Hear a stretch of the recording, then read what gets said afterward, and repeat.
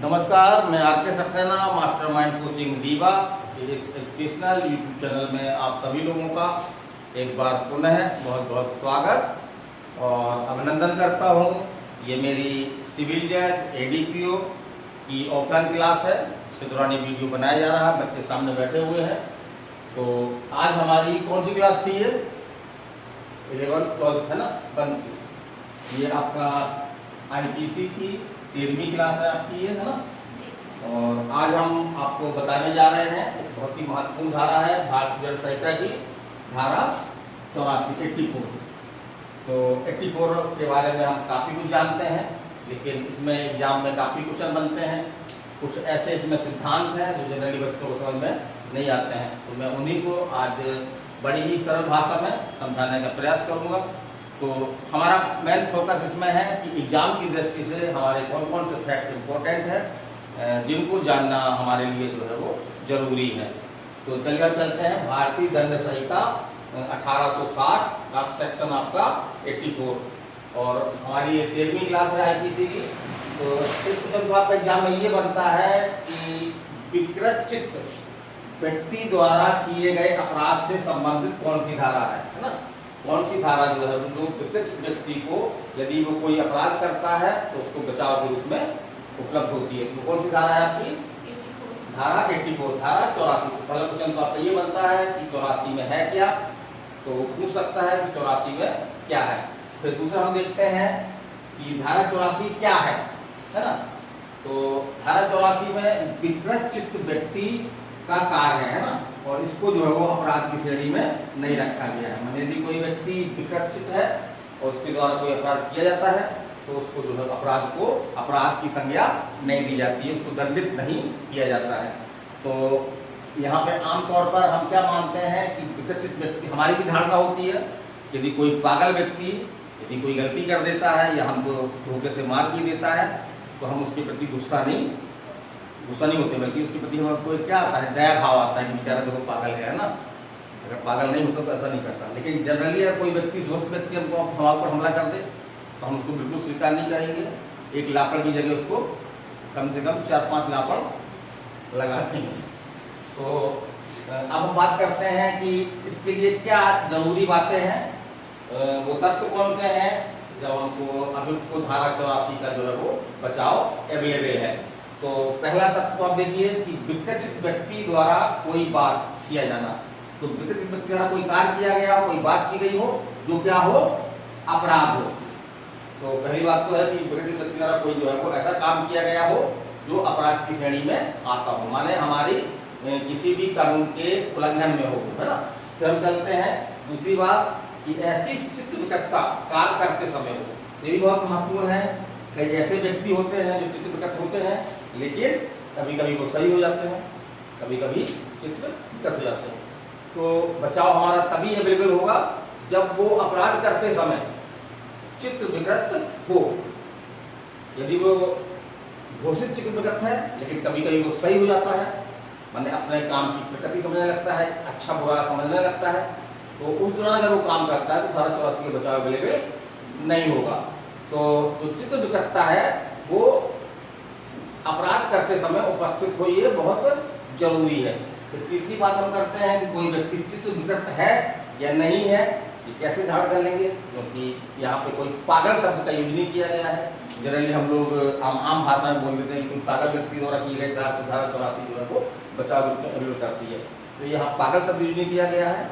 यहाँ पे एक मापदंड है, माने कि एक व्यक्ति जो है जिसका चित्त माने कि मन जो है वो विकृत है, और किस सीमा तक वो विकृत हो जब उसको 84 का लाभ मिल जाए। तो ये हमारा तीसरा तथ्य है, इस बात को स्पष्ट करता है। तो क्या बोलता है ये कि चित्त विकृत के कारण क्या हो, वह व्यक्ति अपने आचरण की प्रकृति को समझने में असमर्थ हो, है ना। कि मतलब वो क्या काम कर रहा है वो उचित है या अनुचित है, ये समझने में असमर्थ हो, या जो काम उसके द्वारा अपराध किया जा रहा है वो कानूनी है या गैर कानूनी है, यह जानने में असमर्थ हो। तो इस तरह से अगर तीनों बातें अवेलेबल है तो अभियुक्त को जो चित्त विकृत है उसको धारा 84 का लाभ दे करके और उसको बचाव अवेलेबल करवाया जाएगा। चलिए और आगे चलते हैं। तो एक मामला है आपका आर वर्सेस आर्नल्ड। तो इस मामले में जो है वो एक टेस्ट विकसित किया गया, उसका नाम क्या है, वाइल्ड बीस्ट परीक्षण या टेस्ट, वाइल्ड बीस्ट परीक्षण या टेस्ट। तो वही भी टेस्ट कुछ इसी तरह का था कि यदि कोई व्यक्ति जो है वो जो अपराध कर रहा है, यदि वो अपराध की उचित है या अनुचित है ये जानने में असमर्थ है ना, वो कानूनी है गैर कानूनी है ये जानने में असमर्थ है, तो इसी परीक्षण को क्या नाम दिया गया, वाइल्ड बीस्ट टेस्ट। आपके एग्जाम में क्वेश्चन कैसे आएगा, तो आपके एग्जाम में क्वेश्चन आएगा तो ये आएगा कि वाइल्ड बीस्ट टेस्ट जो किससे संबंधित है, तो हमारी धारा 84 संबंधित है।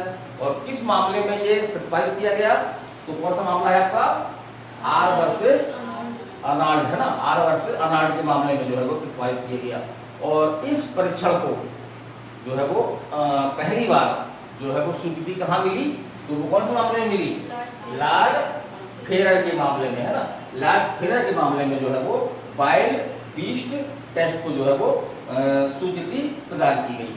तो चलिए हम आगे चलते हैं। एक आपका और परीक्षण है विक्षिप्त भ्रांति परीक्षण है ना, विक्षिप्त भ्रांति परीक्षण। इसे जो है वो किस मामले में प्रतिपादित किया गया, इसे जो है वो हैडफील्ड के मामले में प्रतिपादित की गई और मैकनॉटन के मामले में इसे जो है वो स्वीकृति प्रदान की गई। तो याद रखिएगा है ना कि ये आपका जो है विक्षिप्त भ्रांति परीक्षण, इसे किस मामले में पहली बार प्रतिपादित किया गया, तो कौन सा मामला था आपका, हैडफील्ड। और किस मामले में इसको जो है वो अंतिम रूप से स्वीकृति दी गई, तो वो कौन सा आपका है, मैकनॉटन का मामला, मैकनॉटन का मामला। तो आगे चलते हैं, अब हम बात करते हैं मैकनॉटन का सिद्धांत। तो मैकनॉटन के मामले में जो मामला हाउस ऑफ लॉर्ड्स द्वारा किसको सौंपा गया था, एक 15 सदस्यीय जूरी को सौंपा गया था और उस जूरी से जो है वो कुछ क्वेश्चन किए गए थे और उस जूरी द्वारा उस क्वेश्चनों के क्या दिए गए थे, जवाब दिए गए थे, उस जवाब आंसर दिए गए थे। तो इन्हीं क्वेश्चन और उनके आंसरों को हम किस नाम से जानते हैं, मैकनॉटन का सिद्धांत के नाम से जानते हैं। तो इसमें कुछ क्वेश्चन बन सकता है, इसका फैक्ट क्या था, तो इस मामले में जो अभियुक्त था वो था आपका कौन था, मैकनॉटन अभियुक्त था जो अपने दुर्भाग्य का कारण इसको मानता था, प्रधानमंत्री रॉबर्ट पीले है ना, रॉबर्ट पीले को अपने दुर्भाग्य का कारण मानता था। इसके कारण से उसने जो है वो उनको मारने की कोशिश की, उसमें वो कोशिश भी की, लेकिन हुआ क्या कि रॉबर्ट पीले को मारने की कोशिश के दौरान जो है वो उसने किसको मार दिया, इनके सचिव को, प्रधानमंत्री रॉबर्ट पीले के जो है सचिव की हत्या कर दी। और अब ये मामला आया तो इस मामले में जो मैकनॉटन के वकील थे उन्होंने ये साबित करने का प्रयास किया इसमें कि जो मैकनॉटन की थी उनकी मानसिक स्थिति जो है वो सही नहीं थी है ना। भाई किसी व्यक्ति को बिना किसी कारण से अपने दुर्भाग्य का कारण मान लेना ये स्वस्थ व्यक्ति का मापदंड तो नहीं हो सकता। तो अंत में ये मामला जो है वो जो ब्रिटेन का सर्वोच्च अदालत है वो कौन है आपकी, house of Lord, house of Lord, इसको ब्रिटेन की अपन सुप्रीम कोर्ट बोल सकते हैं है ना, वहाँ का सर्वोच्च अपीली न्यायालय है। जब ये मामला हाउस ऑफ लॉर्ड के पास पहुंचा तो हाउस ऑफ लॉर्ड ने क्या किया, 15 सदस्यों की एक क्या बनाई, जूरी बनाई। 15 सदस्यों की जो है वो एक जूरी बनाई, 15 न्यायाधीशों की एक जूरी बनाई और उसको कुछ क्वेश्चन दिए गए और उस क्वेश्चन का जो जवाब दिया गया उसको जो है वो मैकनॉटन के नियम के रूप में जो है वो आपके परीक्षण के लिए कोई व्यक्ति व्यक्तित्व है नहीं है, उसको बचाव मिलना चाहिए कि नहीं मिलना चाहिए, इस बात के परीक्षण के लिए जो है वो उनको क्या बनाया, मापदंड बनाया। तो उसमें मुख्य रूप से कुछ यही कहे गए थे, यदि कोई समान रूप से तो ये धारणा की जाएगी कि इस व्यक्ति ने कोई अपराध किया है वो कैसे मस्तिष्क का है, स्वस्थ मस्तिष्क का है। क्या माना जाएगा कि जिसने अपराध किया है वो दंडनीय होगा, वो स्वस्थ मस्तिष्क का होगा, न्यायालय अवधारणा करेगा है ना। तो इस उदाहरण का खंडन करने का भाग किस पर है, खंडन करने का भाग किस बताया था हमने, अभियुक्त पर है ना, अभियुक्त पर खंडन करेगा। फिर ये देखा जाएगा कि जो व्यक्ति ने जो काम किया है क्या वो ये समझने में समर्थ था कि वो काम उचित है या अनुचित है या विधि के प्रतिकूल है। यदि वो उचित अनुचित का निर्धारण नहीं कर पा रहा है, वो ये नहीं समझ पा रहा है कि ये विधि के कानूनी है या गैर कानूनी है, तो उसे जो है वो विकचित माना जाएगा और इस प्रावधान का लाभ उसको दिया जाएगा। तो यही आपका कहलाता है मैकनॉटन का सिद्धांत। चलिए आगे चलते हैं। तो एक आपका जैसे हमने बताया, पहले बताया अभी कि धारा 84 जो अपनी आईपीसी धारा 84 है, ये क्या अवधारणा करती है कि भले ही किसी विकट व्यक्ति द्वारा कोई अपराध किया गया हो, यह अवधारणा करती है कि जिस व्यक्ति ने अपराध किया है वो जो है वो स्वस्थ चित्त है, स्वस्थ चित्त है। तो ये अवधारणा है, लेकिन ये अवधारणा किस तरह की अवधारणा है? ये अवधारणा जो है वो खंडनीय अवधारणा है, अभियुक्त जो है वो उसका खंडन कर सकता है। तो कार्य करते समय अभियुक्त चित्त विकट था, जिसके कारण वो अच्छा बुरा का फैसला नहीं कर पा रहा था। तो ये साबित करने का भार किस पर होगा? ये साबित करने का भार दोनों किस पर होगा? किस पर होगा? अभियुक्त पर होगा, है ना। Very good. किस पर होगा? अभियुक्त पर होगा। और यहाँ पे हम थोड़ा सा और बात कर रहे हैं कि चित्त विकृति दो तरह की होती है ना। एक तो आपका मेडिकल चिकित्सीय चित्त विकृति और दूसरा जो है वो कानूनी चित्त विकृति। तो दोनों में बहुत अंतर है।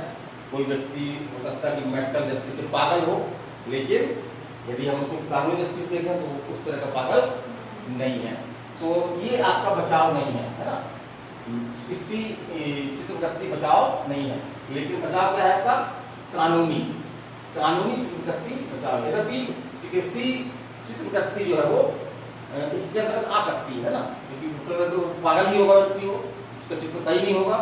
तो अगर वो कानूनी चित्त विकृति का मापदंड क्या है, जैसे हमने बताया वहाँ पे कि वो व्यक्ति जो काम कर रहा है, अपराध कर रहा है, वो सही है या गलत है, उचित है या अनुचित है, ये जानने में अगर वो असमर्थ है, या यह जानने में वो असमर्थ है कि जो काम वो कर रहा है वो कानूनी है या गैर कानूनी है ना। अगर ये बात डिसाइड नहीं कर पा रहा तो इस तरह चित्त विकृति क्या बोलेंगे अपन? बोलेंगे कानूनी चित्त विकृति। तो केवल जो है वो दोनों में से कौन बचाव है? कानूनी चित्त विकृति जो है वो एक बचाव है, जबकि चिकित्सीय चित्त विकृति केवल बचाव नहीं है, अपना बचाव नहीं है। लेकिन यदि इस तरह की है कि यदि वो कानूनी चित्त विकृति में शामिल हो जाती है ना, उसके अंतर्गत आ जाती है, तो फिर बचाव उपलब्ध हो जाएगी। चलिए हम आगे चलते हैं। अब हम बात करते हैं चित्त विकृति की। तो समानते हम लोग क्या यूज करते हैं? सब पागल। लेकिन यहाँ पे जो है पागल शब्द के अंतर्गत जो कई चीजें शामिल की गई हैं, तो यहाँ पे हम पागलों की श्रेणी बता रहे हैं। तो चित्त विकृत व्यक्ति जो है वो कितने तरह के हो सकते हैं? कितने तरह के? 4 तरह के हो सकते हैं। एक तो आपके जड़, जो जन्म से ही जो है वो उनकी कोई सोच समझ नहीं होती है, उनको कुछ समझ नहीं होती है, कुछ भी काम वो करते रहते हैं, उनको ये नहीं मालूम होता है कि कौन सा काम उचित है, कौन सा काम अनुचित है।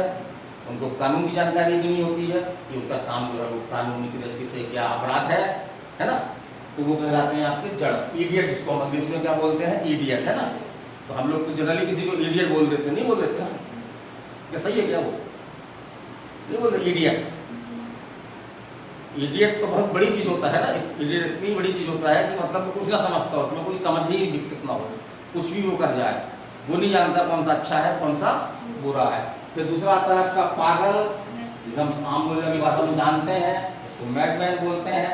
फिर आपका बीमारी द्वारा चित्त विकृत, तो बहुत सारे ऐसे व्यक्ति होते हैं जो मस्तिष्क बीमारी के कारण से जो है वो ऐसी स्थिति में जाते हैं कि उनको चित्त विकृत कह सकते हैं।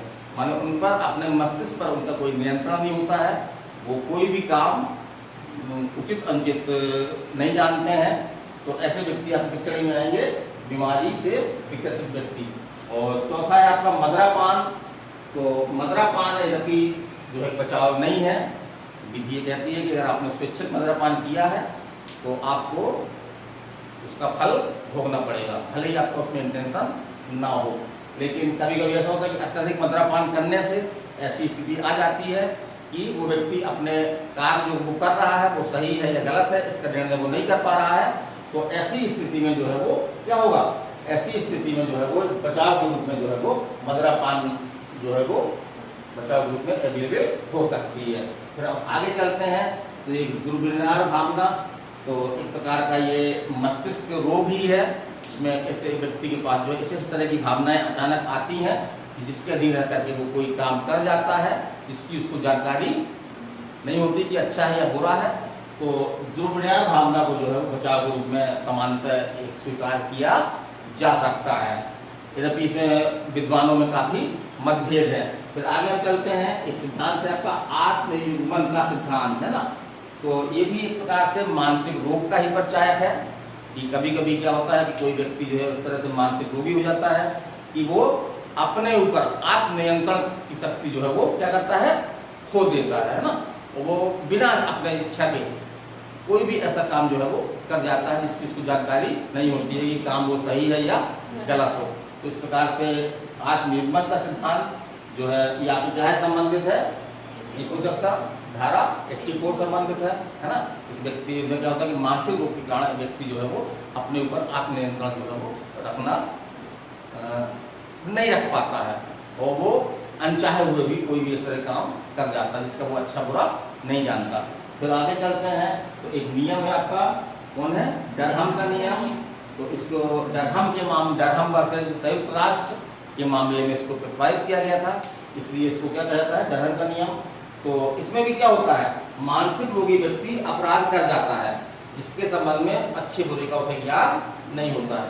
तो वो इसमें भी एक मानसिक विकार है प्रकार का। ये इसमें क्या करता है कि व्यक्ति जो है वो ना चाहते हुए भी कोई ऐसा कार्य कर जाता है और वो उस कार्य को वो सही है या गलत है, उचित है या अनुचित है, इस बात का विभेद जो है वो नहीं कर पाता। फिर हम आगे चलते हैं तो यहाँ पे एक मामला है, एग्जाम में क्वेश्चन कई बार पूछा गया, इसलिए हम बता रहे हैं कि धारा 84 के मामले में महाराष्ट्र सरकार वर्सेस महतरमा शिंदे का एक महत्वपूर्ण मामला है।